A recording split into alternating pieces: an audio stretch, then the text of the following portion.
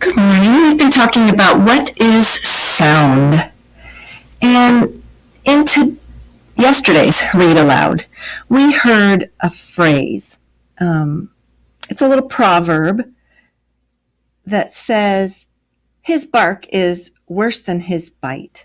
So let's talk about that just a little bit. Remember that proverbs are short, traditional sayings that have been passed along orally from generation to generation. The sayings usually express general truths based on experience and observations of everyday life. Although some proverbs do have literal meanings, that is, they mean exactly what they say, many proverbs have a richer meaning beyond the literal level. So listen to this little excerpt from yesterday. "Alfie, behave yourself and don't bark all day at squirrels," called Samuel. "Ha!" laughed Jack. "His bark is worse than his bite." Have you ever heard anybody say his bark is worse than his bite? Do you have an idea of what that saying may mean? Well, the literal meaning of this saying is that a dog is more apt to bark loudly and viciously than he is to bite. Oftentimes, when this saying is used, it's referring to a person who may talk in a harsh tone, but is actually harmless. So instead of Jack saying his bark is worse than his bite, he could have said, "Don't worry, Alfie is harmless." So do you think Alfie barking means that he would bite? No, Alfie is just barking because he's exciting. And what do you think Samuel meant when he said to Jack, "You mean like yours?" If Jack had said, "Alfie's bark is worse than his bite," and Samuel said to Jack, "You mean like yours?" Samuel was joking that Jack's bark is worse than his bite, meaning that his grumpy talk is harmless and Jack wouldn't hurt anyone. Have you ever heard that phrase before? Maybe you can use that. We're going to move on and we're going to talk today about the qualities of sound. So let's review just a little bit about what we talked about. Have you ever heard an orchestra or a group of musicians who played a variety of different instruments? Well, in an orchestra, you will have stringed instruments, woodwinds, brass, and percussion. And there's a lot of variety of sound that can be produced by all of these instruments together. You've been in music class before, and I'm sure that you've seen music written down. You've seen sheet music. And there are symbols that indicate what pitch, how high or low each note should be played. Well, musical notes are written or composed by composers, people who write music. So a conductor leads the orchestra to help everyone stay together.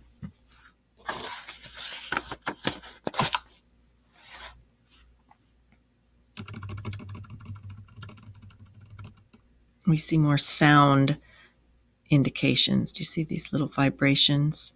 They are saying, ooh, sound is vibrating through the air. The children had a great time on the boat tour of Manhattan. They had admired the Statue of Liberty, Ellis Island, and the Brooklyn Bridge, and had especially enjoyed waving to passengers on other boats that passed them by. Once they were back on land, Samuel insisted that they all have ice cream. No one protested. They stood on the edge of the curb as Samuel waved his cane in the air in the hope of attracting a taxi. "Looks like you're planning to attack someone with a large stick," Jack exclaimed. Both Amy and Ethan burst out laughing. "I'm trying to hail a taxi," Samuel explained. "Well, I don't know if I would stop," yelled Jack. "I think I would fear for my life." Nevertheless, after a few minutes of cane waving, a taxi slowed to a halt. The driver poked his head out the window and said, "Where to?" "The Lincoln Center," Jack replied.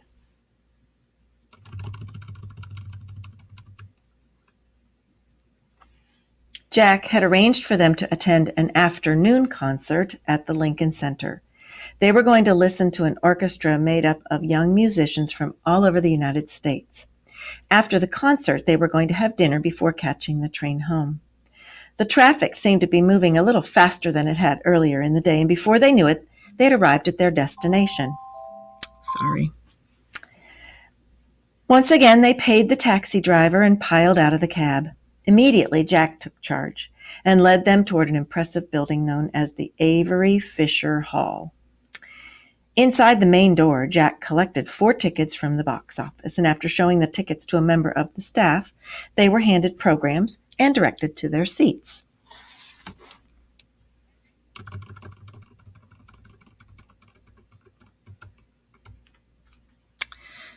Jack had bought tickets in the first balcony to the left of the stage.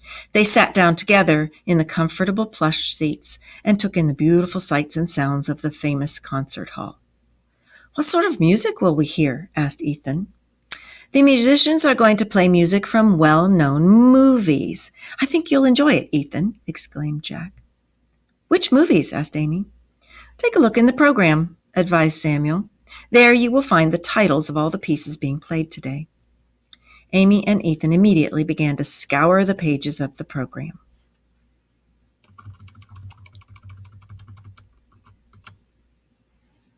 Turning to the children, Jack said, "As you know, I am a musician who has been composing and playing combinations of carefully arranged musical notes most of my life.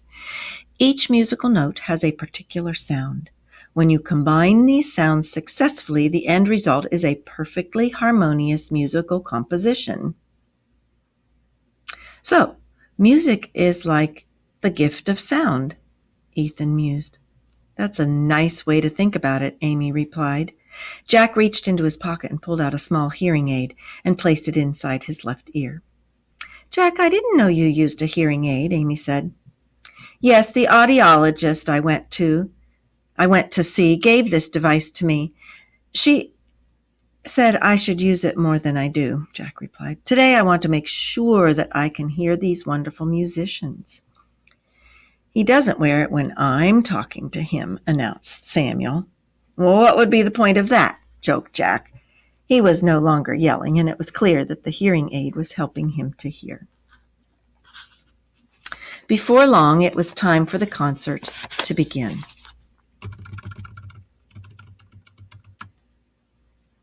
The lights began to dim, the musicians appeared, the conductor took his place, and the sound of music burst forth into the air.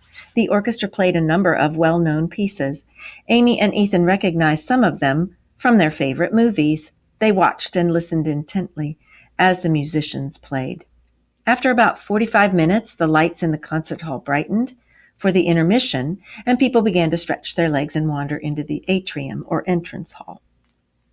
Jack pointed to the violinist, who was adjusting the tightness of the strings on his instrument. "Have I ever explained to you how my favorite instrument, the violin, works?" asked Jack. "The strings of the violin determine how high or low the sound is. The thickness, tightness, and length of the strings all make a difference in the kind of sound it makes." "I love when you play the violin," said Amy, smiling. "What's that instrument called, Jack?" Ethan said curiously, pointing to a large brass instrument toward the back of the orchestra.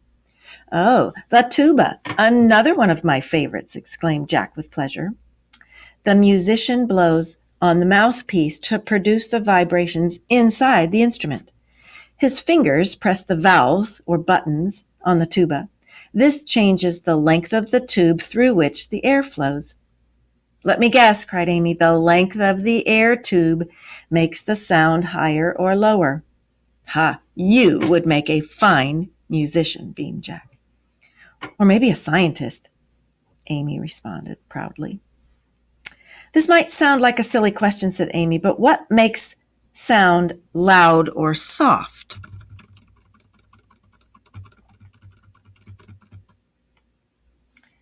That's not a silly question at all, replied Jack. You see, the loudness or softness of a sound is caused by the amount of energy being carried in the vibration. The greater the intensity or power of a sound wave, the louder the sound. Think about the difference between a drum that is tapped lightly and one that is struck very hard. When the drummer taps lightly, there's less energy applied to the drum. Less energy means lower intensity and a softer sound. When the same drum is struck with greater energy, the sound has higher intensity and it's loud. I see, said Ethan. I have another question. What is pitch?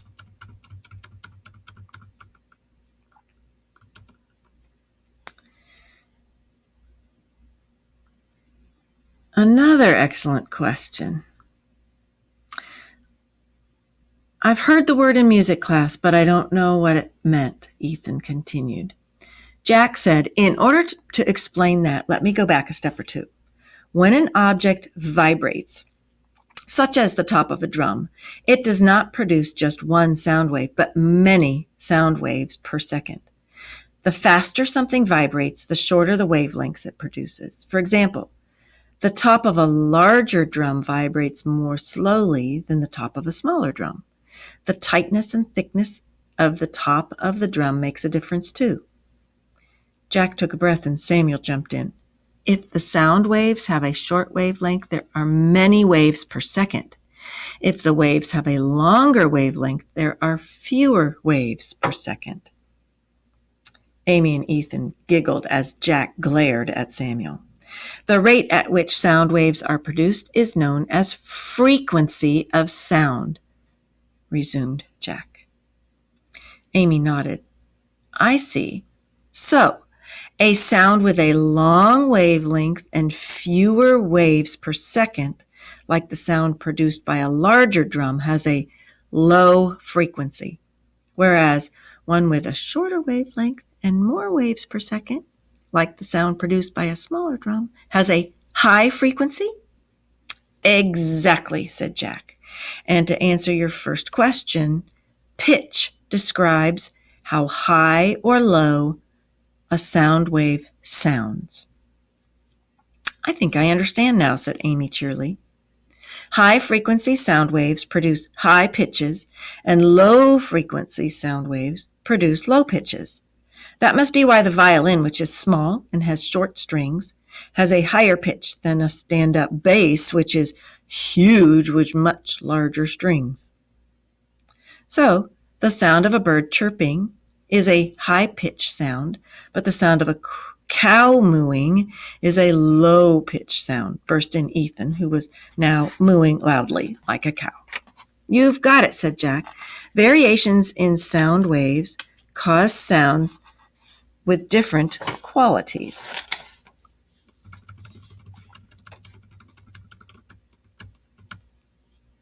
Before long, the musicians and the conductor returned to the stage. Samuel, Jack, Amy, and Ethan sat back and enjoyed the rest of the concert. Each musical composition created an atmosphere of its own. The audience listened attentively and applauded enthusiastically, especially when the better-known pieces were played. Music from well-known superhero movies, fantasy movies, and Disney movies were particularly well received. The music recreated magical images and brought back memories for each member of the audience. When the concert was over, Samuel and Jack took the children to their favorite Italian restaurant. The restaurant was less than a block from the concert hall, and the four laughed and joked as they walked to the restaurant and talked about their favorite parts of the concert.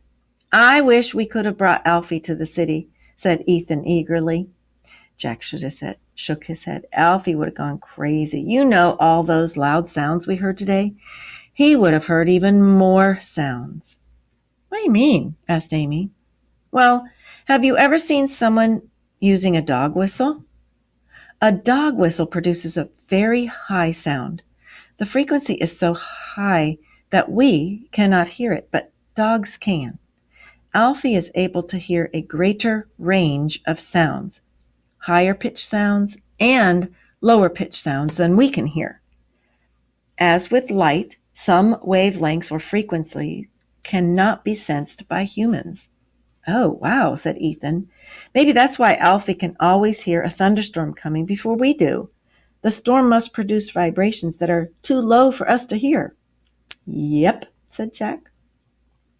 Over dinner, Samuel and Jack recalled how they, too, had been taken on a trip to the city when they were young. When we were in the 4th grade, your grandfather's father took us to a concert at Carnegie Hall. That was the day I decided I wanted to be a professional musician, recalled Jack. Samuel smiled. I remember that day as if it were yesterday, he said. Jack smiled too. My life was never the same after that experience. Carnegie Hall is also a real place in New York City. And even though this is a fictional story, the author has included some nonfiction locations as part of the setting of the story.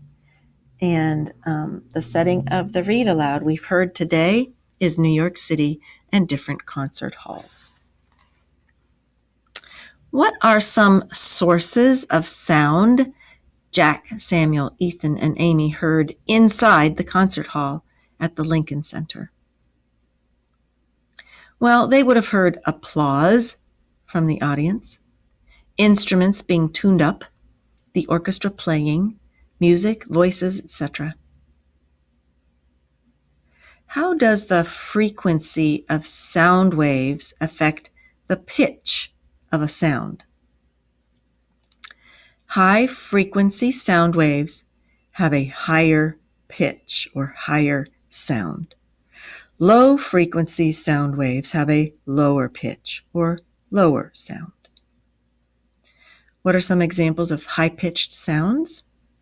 Birds tweeting, babies crying, a whistle, a violin playing. Those are high-pitched because they have high-frequency sound waves, many waves per second. What are some examples of low-pitched sounds? Growls, cows mooing, low bass or tuba being blown. What is intensity? That's the energy or power that sounds have. So what is an example of a high intensity sound? Well, construction machinery, a jackhammer, very loud music. What is an example of a low intensity sound? A whisper, rustling of leaves. Describe how pitch, frequency, and intensity affect the qualities and variation of sound that we hear.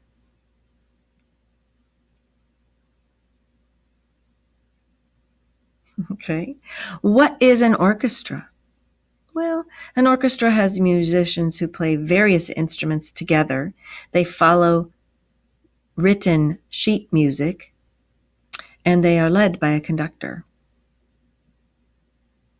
What is somebody doing if they are composing music? A composer writes or creates the music. And what is somebody doing if they conduct the music? A conductor leads a group of musicians to keep them together. Why do you think Jack puts in his hearing aid before the orchestra begins to play? And what kind of doctor recommended that Jack use a hearing aid? Yes, Jack's doctor is called an audiologist. If you think about this is just an opinion question, but if you could only perceive light or sound, which one would you choose and why?